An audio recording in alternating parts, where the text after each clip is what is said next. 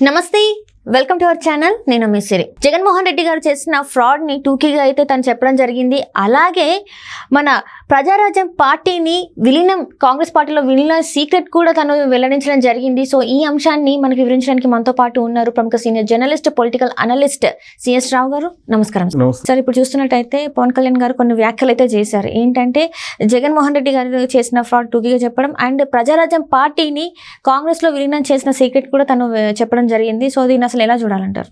ఇప్పుడు చాలా కాలంగా కూడా ప్రజారాజ్యం పార్టీ కాంగ్రెస్లో విలీనం అయ్యింది, విలీనం చేశాడు చిరంజీవి అనేది అందరికీ తెలిసినటువంటి అంశం. అయితే తాజాగా కాకినాడ సభకు వెళ్ళినటువంటి పవన్ కళ్యాణ్ ఆ రోజున ప్రజారాజ్యం పార్టీ విలీనం వెనక అసలు ఏం జరిగింది అనే దాని మీద అసలు రహస్యం చెప్పేస్తూ ప్రస్తుతం వైఎస్ఆర్ కాంగ్రెస్ పార్టీలో ఉన్నటువంటి మంత్రి కన్నబాబు వ్యవహారాన్ని, కన్నబాబు సీక్రెట్స్ని బయటపెడుతూ అసలు వైఎస్ఆర్ కాంగ్రెస్ పార్టీ వచ్చిన తర్వాత చేసినటువంటి ఫ్రాడ్ ఏంటి, ప్రజలు అధికారం ఇస్తే జగన్మోహన్ రెడ్డి 2019 నుంచి ఇప్పటి వరకు ఏం చేశాడు అనేది కూడా చాలా క్లియర్గా ప్రజలకు అర్థమయ్యేలాగా పవన్ కళ్యాణ్ చెప్పడం జరిగింది. ముఖ్యమంత్రి హోదాలో జగన్మోహన్ రెడ్డి ఉంటూ సారా వ్యాపారం చేస్తున్నాడు, సారాయి వ్యాపారి అనాలా లేదా ముఖ్యమంత్రి అనాలా తెలియటం లేదని చెప్పేసి ఆయన ఒక తీవ్రమైనటువంటి కామెంట్స్ కాకినాడ వేదికగా ప్రచార సభలో పవన్ కళ్యాణ్ కామెంట్ చేయటం జరిగింది. అసలు ఏంటి అని చెప్తే కనుక మొత్తం ఈ మద్యం వ్యాపారంలో దాదాపు 42,000 కోట్ల రూపాయలు, 40,000 కోట్ల రూపాయలు సుమారుగా ఆయన ఈ 5 సంవత్సరాల్లో సంపాదించేశాడు అనేటువంటి ఒక అభియోగం మోపాడు ఆయన.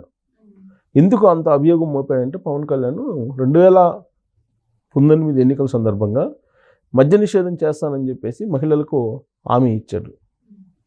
ఎవరు? జగన్మోహన్ రెడ్డి. ఇచ్చిన తర్వాత విడతల వారీగా నేను మద్యపానాన్ని నిషేధం చేస్తాను, 2024 కల్లా పూర్తి నిషేధం చేసిన తర్వాతనే మీ దగ్గరకు నేను మళ్ళీ ఓటు అడగడానికి వస్తాను, లేదంటే నేను అసలు ఓట్లు అడగను అని చెప్పి ఆ రోజున చేసినటువంటి ప్రామిస్ జగన్మోహన్ రెడ్డి.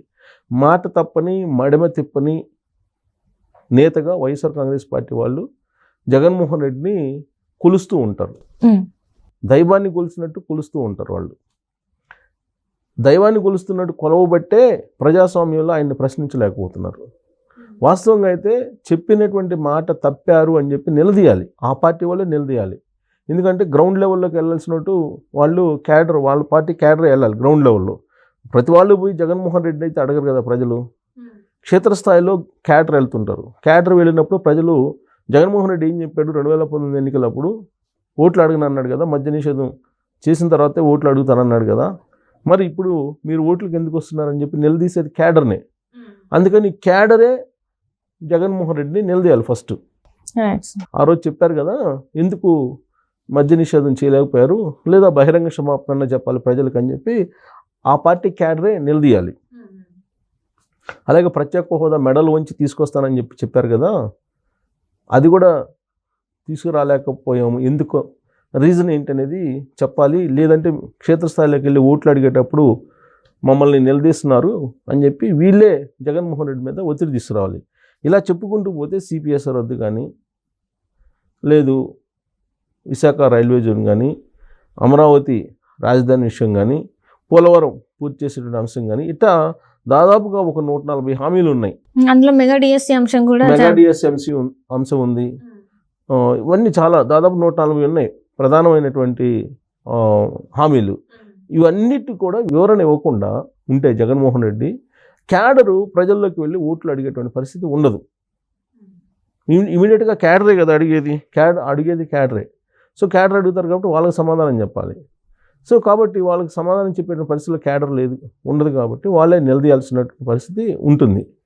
సో ఇప్పుడు పవన్ కళ్యాణ్ అదే ప్రశ్నిస్తున్నాడు. పవన్ కళ్యాణ్ మొదటి నుంచి ఏం చెప్తున్నాడు, నేను ప్రశ్నించడానికే పార్టీ పెట్టాను, నేను ప్రశ్నిస్తూనే ఉంటానని చెప్పాడు. ఇప్పుడు జగన్మోహన్ రెడ్డిని ప్రశ్నిస్తున్నాడు. 2014లో ఏం చెప్పావు, నువ్వేం చేసావు, మద్యం వ్యాపారం నుంచి 40 కోట్లు సంపాదించావా లేదా అని చెప్పి ఆ కాకినాడ సభలో నిలదీస్తూ మొత్తం లెక్క తేల్చాడు. 2019 నుంచి ఇప్పటి వరకు ఎక్కడెక్కడ ఎంత సంపాదించాడు జగన్మోహన్ రెడ్డి అనేది ఆయన టూకీగా చెప్పడం జరిగింది. సారా వ్యాపారిలా మరి 41,000 కోట్ల రూపాయలు సంపాదించావు అనేది ఒకటి. తర్వాత ఉత్పత్తి అవుతున్న లిక్కర్లో 74% 16 కంపెనీలు జగన్ బెనామీ కంపెనీలకి ఆదాన్ డిస్టిలరీసు, స్ప్రై అగ్రో, మిదుర్నీడి కంపెనీలకు పంపిస్తున్నాం అని చెప్పి ఆయన కామెంట్ చేశాడు. అలాగే చాలా క్లియర్గా పీడిఎస్ అంటే ప్రజా పంపిణీ వ్యవస్థ ఉంది కదా, నిత్యావసర వస్తువుల పంపిణీ, దాంట్లో ఆ స్కామ్ చేసి 20,000 కోట్ల రూపాయలు దోచేశాడని చెప్పి ఒకటి చెప్పారు. అంటే 40 ఒక 20 60 సుమారుగా అక్కడ. తర్వాత ప్రభుత్వ భవనాలకు వైఎస్ఆర్ కాంగ్రెస్ పార్టీ రంగులు వేయడానికి తీయడానికి అదొక 2,300 కోట్లు అక్కడ దుర్వినియోగం చేసావు, ఖర్చు చేసావు అని, అది కూడా వేస్టే కదా. తర్వాత రేషన్ డెలివరీలో వాహనాల స్కామ్, రేషన్ డెలివరీ చేయడానికి వాహనాలు అది ఒక 830 కోట్లు చెప్పాడు. తర్వాత చెత్త సేకరణ దాంట్లో ఒక స్కామ్ చేశారు, అది 1,500 కోట్లు అని చెప్తున్నాడు. తర్వాత చిన్నపిల్లలు తినే చిక్కీల్లో కూడా వదిలిపెట్టలేదు. చిక్కీల్లో 61 కోట్ల ఫ్రాడ్ చేశాడంట జగన్మోహన్ రెడ్డి. తర్వాత బైజూస్ ట్యాబులు ఇచ్చారు స్టూడెంట్స్కి. బైజూస్ ట్యాబుల్లో 212 కోట్లు. ఈ మొత్తం లెక్కేసి దాదాపుగా అన్నీ కలిపి సుమారుగా 1,00,000 కోట్ల రూపాయలు దోసేశాడు జగన్మోహన్ రెడ్డి. హామీలు నెరవేర్చకపోగా ఈ కొన్ని నవరత్నాలు చెప్పి డబ్బులు ఇచ్చేస్తూ మొత్తం 1,00,000 కోట్ల రూపాయలు దోచేశాడు అని చెప్పి ఆయన కాకినాడ వేదికగా టూకీగా లెక్క చెప్పాడు. సుమారుగా అంటే మొత్తం బైజూస్లో ఎంత, చిక్కీల్లో ఎంత, ఇవన్నీ చెప్పాడు. చెప్తే పీడిఎస్లో ఎంత అన్నీ చెప్తే సుమారుగా అటు ఇటు చేరి ఒక 1,00,000 కోట్లు సుమారుగా దోసుకున్నారని చెప్పి ఆయన ఒక చిట్టా విప్పేశాడు. విప్పుతూ అసలు మీ పార్టీలో ఉన్నటువంటి వాళ్ళు కూడా కుట్రదారులు ఉన్నారు, ఎప్పటి నుంచో ప్రజారాజ్యం పార్టీని విలీనం చేశారు అని చెప్పి అంటున్నారు, పార్టీలు నడపలేక విలీనం చేశారని చెప్పి చిరంజీవి లాంటి మహోన్నతమైనటువంటి వ్యక్తిని అవమానిస్తున్నారు జగన్మోహన్ రెడ్డి అనే టీము. అట్లీస్ట్ జగన్మోహన్ రెడ్డి దగ్గరికి వెళ్ళినప్పుడైనా కానీ ఆయన నమస్కారం పెట్టినప్పుడు ప్రతి నమస్కారం పెట్టకుండా అవమానించాడు చిరంజీవిని. అలాంటి కుసంస్కారి జగన్మోహన్ రెడ్డి. అలాంటి వాళ్ళ దగ్గర కన్నబాబు అనేటువంటి మినిస్టర్ ఉన్నాడు.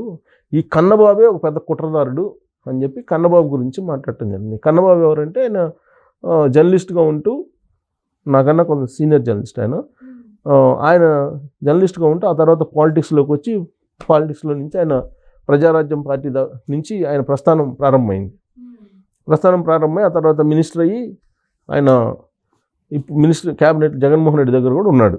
సో మొత్తం కుట్రదారుడు ప్రజారాజ్యం పార్టీ విలీనానికి కన్నబాబు కారణంగానే ప్రజారాజ్యం పార్టీని కాంగ్రెస్ పార్టీలో విలీనం చేశాడు చిరంజీవి అనేటువంటి ఒక భయంకరమైనటువంటి బాంబు లాంటి రాజకీయ న్యూస్ని పేల్చాడు కాకినాడ వేదికగా పవన్ కళ్యాణ్. సో ఇప్పుడు ఆయన లెక్క ఒకటి తిక్క ఒకటి అంటారు కదా, పవన్ కళ్యాణ్కి ఏదో డైలాగ్ ఉంది. అవును సార్, నా తిక్కకు ఒక లెక్క ఉంది, లెక్కకు ఒక తిక్క ఉందని ఏదో డైలాగ్ ఉంది కదా. అలా ఒక పక్క జగన్మోహన్ రెడ్డి అవినీతి లెక్కలు తీసి ఇంకొక పక్క కన్నబాబు మంత్రిని కూడా మొత్తం కన్నబాబు కుట్రని బయట పెట్టి ఆయన లెక్కకు ఒక తెక్కు ఉందని చెప్పి నిరూపించాడు ఆ వేదికగా. Right sir, right. Thank you so much sir. Thank you.